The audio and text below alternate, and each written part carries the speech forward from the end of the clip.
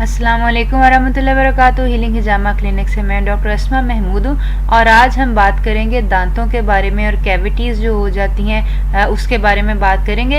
ये बेसिकली हमारे मेंबर हैं हीलिंग रेमेडीज़, जो हमारा ग्रुप है फेसबुक ग्रुप, उसके ऊपर नदीम अब्बास साहब हैं। उन्होंने ये सवाल किया था कि कोई ऐसी वीडियो जो है वो आप शेयर करें जो दांत की कैविटीज़ के बारे में हो, उसको हम न्यूट्रिशनली कैसे हील कर सकते हैं, क्या वो हील हो सकती हैं नहीं हो सकती। कोई टूथपेस्ट बताएं जो होममेड हम बना लें, या कोई मंजन वगैरह जो है वो बताएं।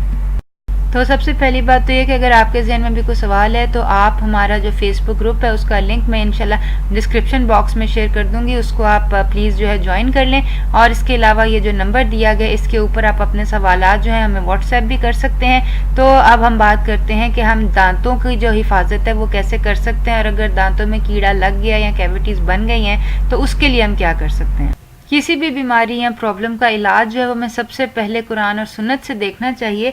और ये हमारे सामने अल्लाह ताला के रसूल की एक हदीस है कि जिसके अंदर उम्मुल मोमिनीन हज़रत आयशा फरमाती हैं कि नबी करीम सल्लल्लाहु अलैहि वसल्लम मिसवाक करके मुझे धोने के लिए देते और मैं खुद इसे मिसवाक करना शुरू कर देती और फिर इसे धोकर आपको वापस देती। तो रसूल पाक सल्लल्लाहु अलैहि वसल्लम अपनी दांतों की हिफाजत जो है वो मिसवाक के ज़रिए करते थे। मिसवाक जो है उसके बहुत सारे फ़वाइद हैं। इसके तिब्बी फ़वाइद जो हैं वो हम देख लेते हैं। बेसिकली मिसवाक जो होती है वो पीलू के दरख्त की या नीम के दरख्त की जो होती है एक टहनी होती है, और जिसको जो है मिसवाक यानी कि दांत जो है साफ़ करने के लिए यूज़ किया जाता है। बेसिकली इसके अंदर एल्कलॉइड्स होते हैं जो कि बेसिकली एंटीबैक्टीरियल इफेक्ट जो होता है वो देते हैं। सिलिका होता है कि जो कि स्टेन्स आपके जो दांतों के ऊपर चाय वगैरह के या पान के स्टेन्स होते हैं वो रिमूव कर देते हैं। इसी तरह मिसवाक के अंदर कैल्शियम क्लोराइड्स और फ्लोराइड्स वो मौजूद होते हैं जो कि दांत की मिनरलाइजेशन जो होती है उसके अंदर हम हेल्प करते हैं। इसी तरह ये मिसवाक के अंदर सल्फ़र होता है, विटामिन सी होता है, रेजिन्स होते हैं, और ये है कि ये रेजिन्स जो होते हैं ये बेसिकली दांतों के ऊपर एक प्रोटेक्टिव कवरिंग जो होती है वो बना लेते हैं, जिससे दांतों में चमक भी आती है और जो दांतों की जो खौल होता है उसको प्रोटेक्ट करती है। इसी तरह रेजिन्स के अलावा टेनिन्स होते हैं। टेनिन्स जो होते हैं वो बेसिकली आपके सलाइवा यानी कि लुआब जो है उसको प्रमोट करते हैं कि वो ज़्यादा से ज़्यादा निकले, और सलाइवा बजाते खुद जो है वो एंटीबैक्टीरियल होता है और जो है दांत के डेंटल हेल्थ के लिए बहुत ज़्यादा ज़रूरी होता है, बैक्टीरिया वगैरह निकालता है। इसी तरह मिसवाक के अंदर जो है सेपोनिन्स होते हैं, फ्लेवोनॉइड्स होते हैं, स्टीर ऑयल्स होते हैं, एसेंशियल ऑयल्स होते हैं जो कि बेसिकली आपके दांतों के अंदर अगर बदबू आती है तो उसको यह है कि वो ख़त्म करता है, और आपका यह है कि सांस में से गंदी स्मेल नहीं आती। तो ये 12 एक्टिव इंग्रेडिएंट्स जो साइंटिफिकली मिसवाक के अंदर पाए जाते हैं ये उसके बारे में हम बात कर रहे थे। अब हम देखेंगे कि जो प्रोसीजर है मिसवाक का, बेसिकली मिसवाक के अंदर ये होता है कि आपको बार बार वही ब्रश जो है वो नहीं यूज़ करना पड़ता। आप मिसवाक यूज़ करते हैं और आगे से ब्रश जो है उसके वो सिरे जो होते हैं वो काट देते हैं, यानी कि हर दफ़ा आपको एक फ्रेश जो है ब्रश जो है वो मिलता है। और ये देखा गया है कि नॉर्मली जो टूथपेस्ट और टूथब्रश इस तरह हम यूज़ करते हैं उसके अंदर जो हमारा टूथब्रश होता है उसके अंदर इतने सारे जरासीम मौजूद होते हैं जो कि हम बार बार उसी तरह ही अपने मुंह के अंदर डालते हैं और सुबह शाम जो है वो उससे ब्रश करते हैं।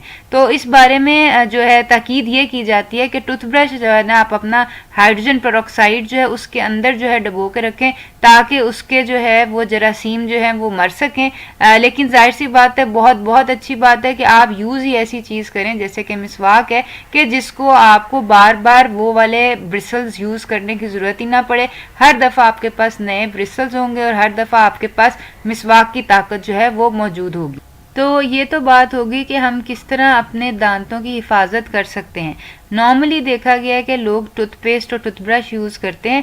टूथब्रश जो है उसको साफ़ करने का तरीका एक ये है कि आप हाइड्रोजन पेरोक्साइड के अंदर उसको डुबो के रखें।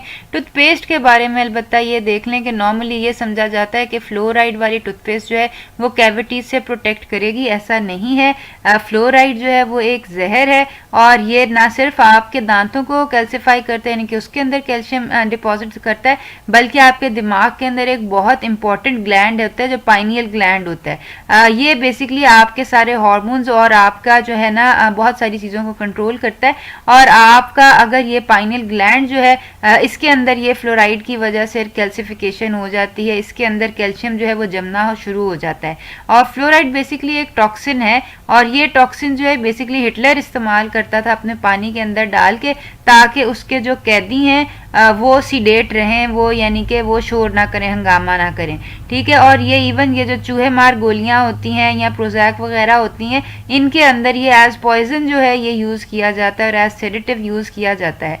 तो ये कि नॉर्मली तो आप समझते हैं कि जी फ्लोराइड की टूथपेस्ट यूज़ करने से कैविटीज़ से बचा जा सकता है, ठीक है। और यहाँ अगर कैविटीज़ बनी हुई हैं तो उनके ऊपर हम फ्लोराइड टूथपेस्ट यूज़ करेंगे तो वो हमारी कैविटीज़ हील हो जाएंगी, ऐसा नहीं है। कैविटीज़ को हील करते करते इंसान और बहुत सारी जगहों के ऊपर जो है वो नुकसान कर लेते हैं। तो बेसिकली हमें फ्लोराइड फ्री टूथपेस्ट यूज़ करने की ज़रूरत है। मुझे पाकिस्तान में कहीं पे फ्लोराइड फ्री टूथपेस्ट नहीं मिली, इसलिए मैं जो टूथपेस्ट है वो ख़ुद घर में बनाती हूँ। और ये बनाना मुश्किल नहीं है, आपने सिर्फ 4 टेबलस्पून कोकोनट ऑयल लेना है, 2 टेबलस्पून जो है बेकिंग सोडा लेना है। बेकिंग सोडा जो है वो हो सकता है कि आपको स्किप करना पड़े अगर आपके दांतों को इरिटेट करता है। इसके अलावा 1 टेबलस्पून नमक ले लें, 1 टेबलस्पून ज़ाइलेटोल या कोई स्वीटनर ले लें। और इसके साथ साथ जो इसके एक्टिव इंग्रेडिएंट्स हैं वो क्लोव ऑयल यानी लौंग का तेल है, 20 कतरे आप क्लोव ऑयल के ले लें और 2 इंच का टुकड़ा एलोवेरा जेल जो है वो ले लें और इन सबको ब्लेंड करके अपने पास रख लें।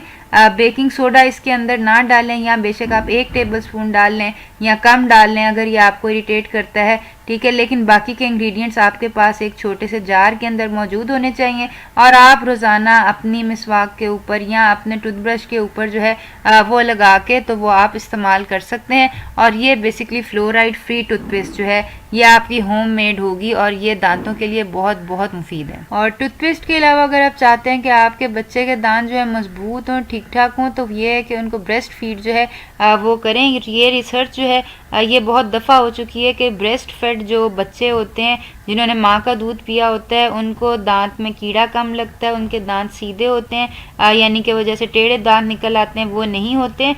दांतों की बीमारियां, डेंटल हेल्थ जो होते हैं वो बहुत अच्छी होती है उन बच्चों की जिन्होंने माँ का दूध पिया होता है। इसके बारे में जो रिसर्च है उसका लिंक मैं इंशाल्लाह ये वीडियो के साथ शेयर कर दूंगी, वो आप देख लीजिएगा। इसके अलावा ये रिसर्च है जो 2013 में हुई थी जिसमें प्रोफेसर फिलिप होजोएल जो है उन्होंने ये रिसर्च की थी और ये दिखाया था कि विटामिन डी जो है जब दिया जाता है उन बच्चों को कि जिनके दांतों में कैविटीज़ बन चुकी हुई हैं तो उनका कैविटी जो होती है उनकी फॉर्मेशन वो रिड्यूस हो जाती है 50%, यानी 50% जो है आपकी कैविटी जो है वो रिड्यूस हो जाती है, ठीक है ना। तो इसके अंदर ये है कि विटामिन डी सप्लीमेंटेशन बहुत ज़्यादा ज़रूरी है। एक तो ये है कि बच्चों के दांतों को अगर आप महफूज रखना चाहते हैं कैविटीज़ से, दूसरा ये कि अगर कैविटीज़ बन गई हैं तो उसको हील कैसे कर सकते हैं।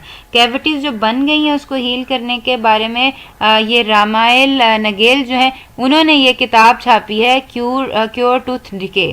तो बेसिकली उसके अंदर ये बात उन्होंने ना अपने बच्चों के साथ ट्राई की थी कि जिसके अंदर उनके बच्चों को जो है वो कैविटीज़ बन गई थी और ये कैविटीज़ जब उन्होंने अपने बच्चों को जो है कॉड लिवर ऑयल जो है वो दिया और बटर जो है वो दिया तो उससे उनकी कैविटीज़ जो हैं वो हील हो गई।